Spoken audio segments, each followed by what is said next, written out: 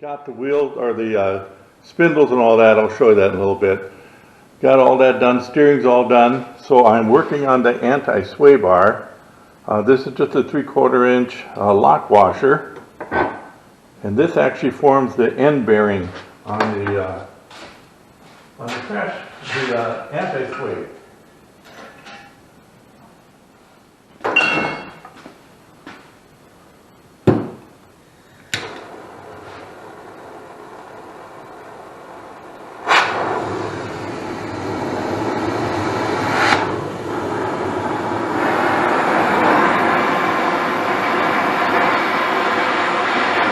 What I'm doing here is I'm just going to heat this up till it's red. Just like that. And what that does is it takes the tension off.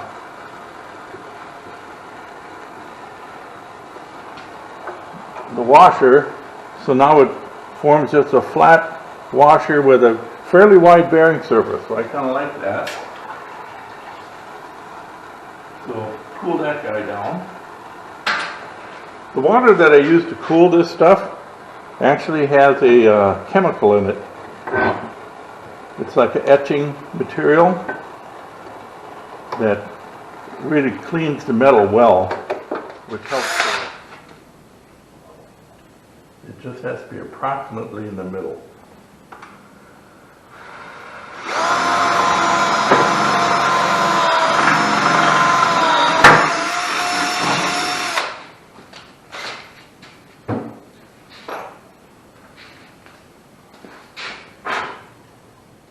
Alright, that's good.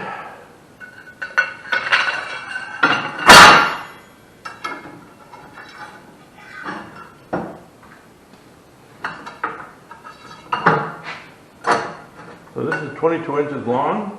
Got the washers on the end. And I weld those in place. When I'm all done, I put about 64 pumps of grease in here. So this entire tube is going to be just solid grease, and that keeps all the water out, and it adds a little lubrication to the end here. People ask me how often should I grease that, and I said, well, once a year you could give it maybe 1 or 2 pumps, because grease will squirt right out the end, which wouldn't be a bad idea. So anyway, I'll go ahead and weld this up.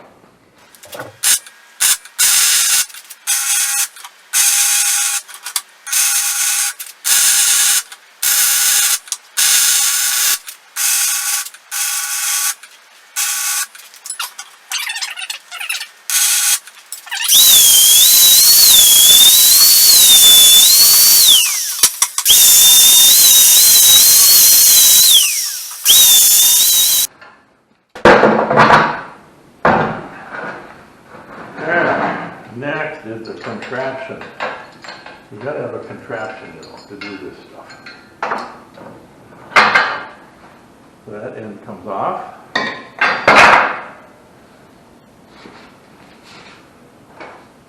This one goes on.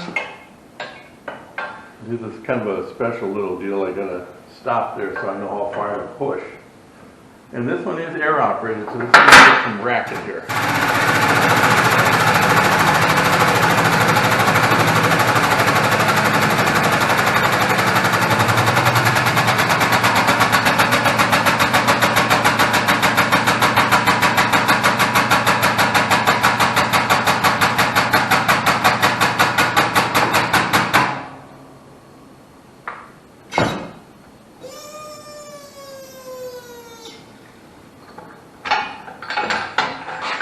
And that gets me a pretty good bend there. So I'll go ahead and cut the ends. I got to put a weld bead on there so this doesn't slide back and forth. And I cut the ends off and weld a bolt on the end, so we'll get to that here in just a second. Okay, I got a little weld bead on the bottom here, so that the bar is stable now. And I took a couple of stainless steel bolts, cut the heads off, and I'm going to weld those to the end here.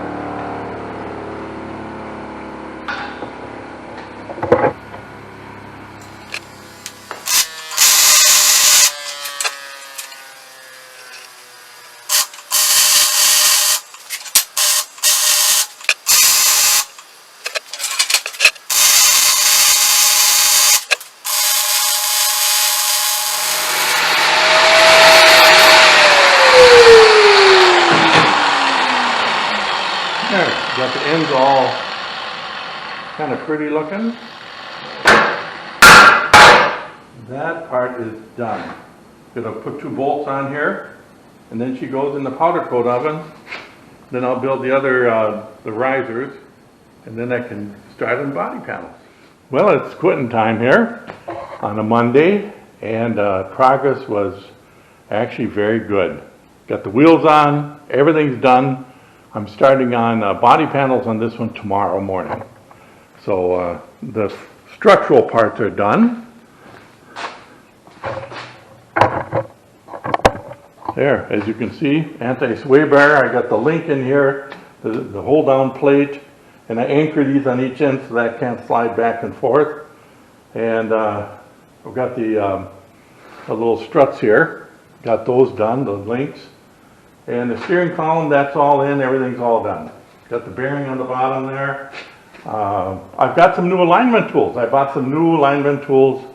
We're going to give them a shot first thing in the morning and see how that works out. I took the horns off and mounted them here. So that's going to be a lot better. They'll be sheltered underneath here, and I'm going to wire those together. And then I've got something in the oven that actually bolts on here. That is the adapter to connect this to the new brake system. So that's in the oven now, and that we'll do in the morning.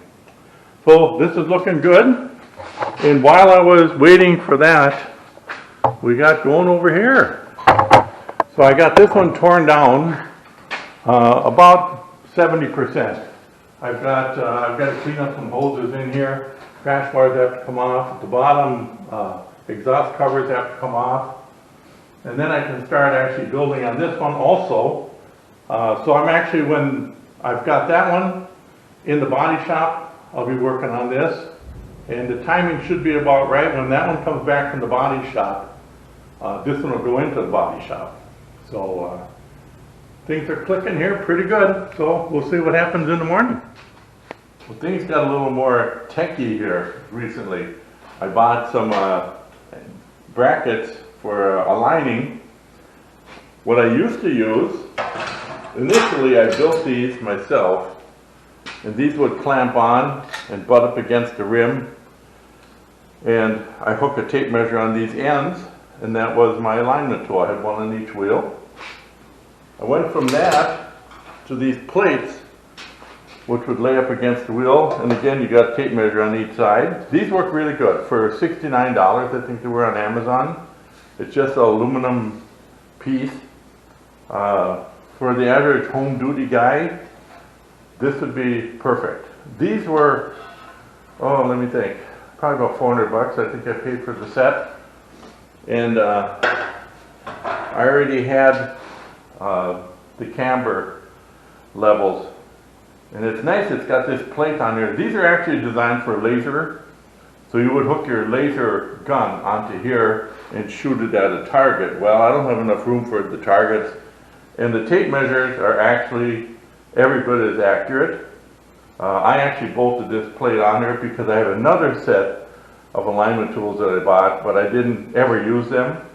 I just used the bottom piece here and bolted it onto this so I could get my measurements. So this works really good. What's nice about this one is it clamps on the outside of the rim, which is always consistent. The ones I built actually go to the inside of the rim, which isn't always flat, depending on the rim. So that's why I won't use those again. This works really good. It fits on there nice and snug and tight, and I can check the camber, because if I have to make a camber adjustment, it affects the toe. The toe is the last thing I ever set, because everything affects toe, and when you get all done, you know, that's the thing you got to get right so that the tires wear evenly. So I've got this one set at 3/16 positive. That's about what I go on them now, and that seems to be about right. As far as camber, I'm 1/2 degree positive, and that's between 1/2 and 1 degree is what I like to be. So we're good, and it's amazing. I put the tie rods in, checked it, and it was right on the money. So I didn't have to make any adjustments. One thing I do is I level my rack. I've got a level here. So the rack has to be level in order to get the proper camber readings. So we got that done. Everything looks good. So this guy is about as far as I can go with the mechanics. I've got the brakes here all hooked up. At least I got the feed tube hooked up, and the little transition joint there is in place. So right now what I'm going to do is I'm going to start building the body panels for this one, and I have to go talk to my painter and make sure that he's ready, because end of this week this one goes into paint, and then I'm going to be working on number 100 over there and get that one done. I've got a bunch of stuff coming up, so I gotta move right along here, but it's going quite well.